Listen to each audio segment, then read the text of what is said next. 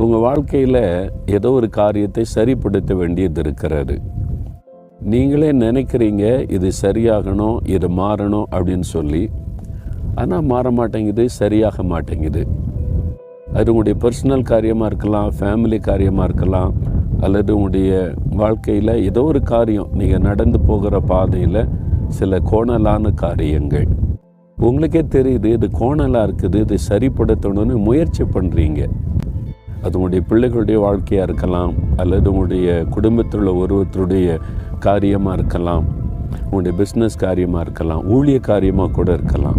ஏசாயா 45 அதிகாரம் 2ஆம் வசனத்தில், நான் உனக்கு முன்னே போய் கோணலான இவைகளை செவ்வையாக்குவேன் என்று சொல்கிறார். என் மகனே, என் மகளே, நான் உனக்கு முன்னாலே போய் கோணலான காரியங்களை செவ்வையாக்கி விடுவேன்.